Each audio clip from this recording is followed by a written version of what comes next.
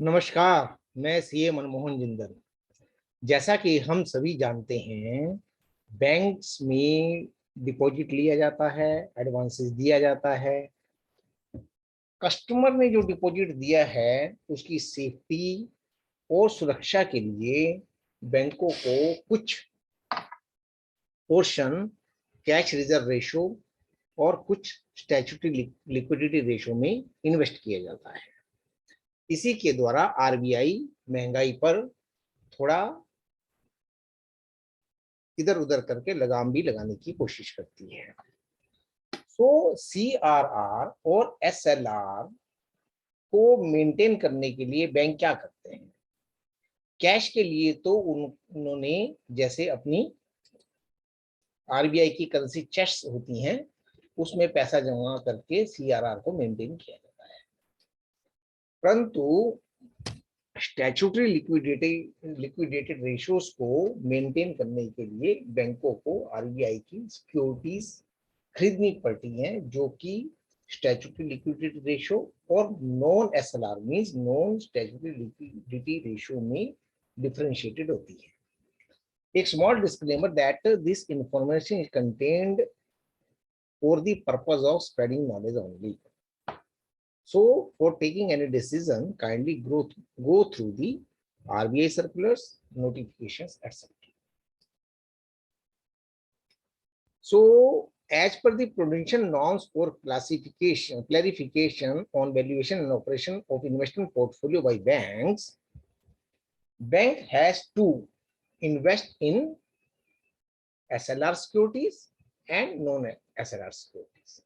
And these securities can be classified under three categories. That is, number one, held to maturity, available for sale, and held for trading.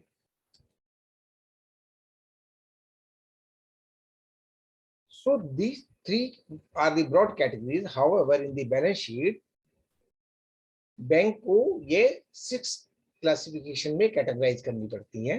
That is, वो government securities हो सकती हैं, other approved securities हो सकती हैं, shares हो सकते हैं, डिबेंचर्स एंड बॉन्ड्स हो सकते हैं, सब्सिडरीज एंड जॉइंट वेंचर्स हो सकते हैं, और अदर्स पेपर्स हो सकते हैं जैसे कि commercial paper, mutual fund units etcetera. So what is the definition of security in held to maturity? वो सिक्योरिटीज जो बैंक मैच्योरिटी तक रखने के लिए with the intention to hold them up to the maturity will be classified under the held to maturity. नाम से ही पता चलता है कि जो सिक्योरिटी मैच्योरिटी तक रखी जाएगी वो held to maturity.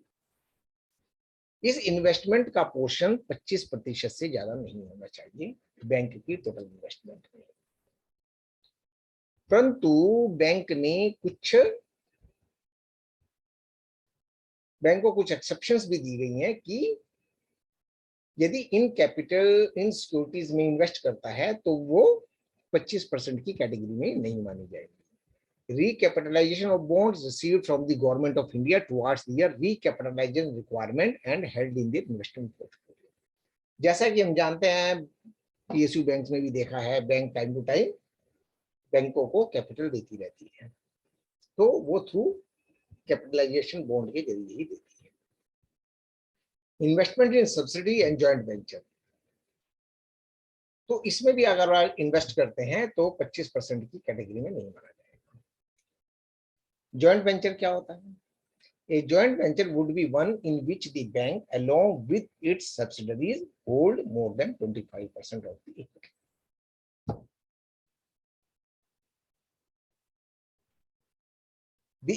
Third category is the investment in debenture and bonds which are deemed to be in the nature of an advance.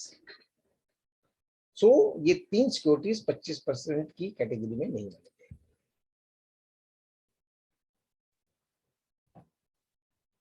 जब इन सिक्योरिटीज को बेचा जाता है तो उसके ऊपर यदि प्रॉफिट या लॉस होता है तो उसकी अकाउंटिंग कैसे होगी?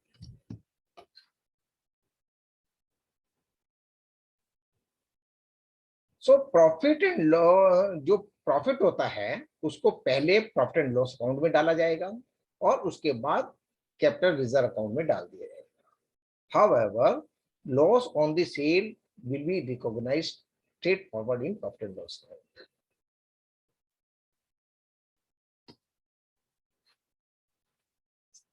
नाउ हेल्ड फॉर ट्रेडिंग, वो सिक्योरिटीज जो बैंक इस इंटेंशन के साथ खरीदता है कि इसमें सेल बेच की जाएगी, प्राइस फ्लक्चुएशंस का फायदा लिया जाएगा। जो सिक्योरिटी इसमें क्लासिफाई होती हैं वह 90 दिन के अंदर अंदर बेचनी पड़ती है। तीसरी कैटेगरी है अवेलेबल फॉर सेल, वह सिक्योरिटी जो दोनों सिक्योरिटीज में नहीं फॉल करती, अकाउंट करती, उसको इसमें रखा जाता है। इसकी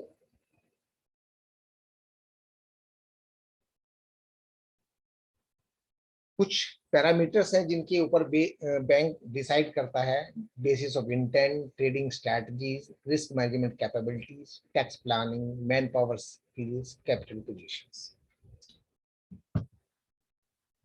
इस सेल के ऊपर जो प्रॉफिट एंड लॉस होता है वो डायरेक्ट प्रॉफिट एंड लॉस में लिया जाता है।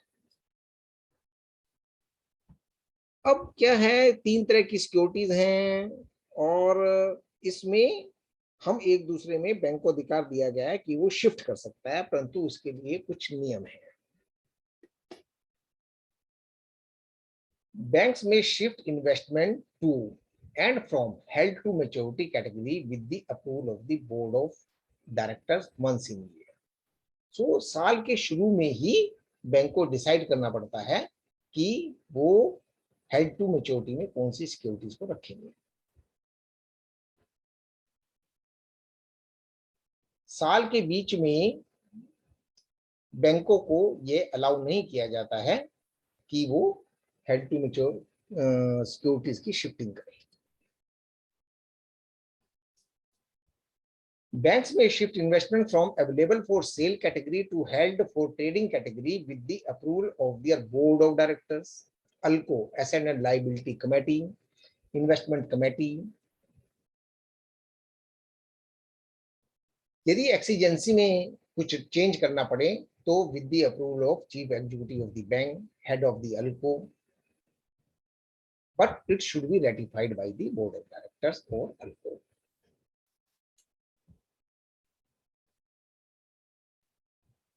Held for trading से अवेलेबल फॉर सेल में जनरली एसेट को ट्रांसफर करना अलाउ नहीं होता है।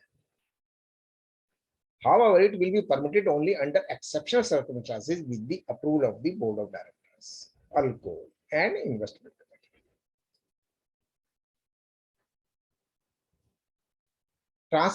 Transfer of scrip from one category to another under all circumstances should be done at the acquisition cost, book value, market value, on the date of transfer, whichever is the least, and the depreciation, if any, on such transfer should be fully provided for.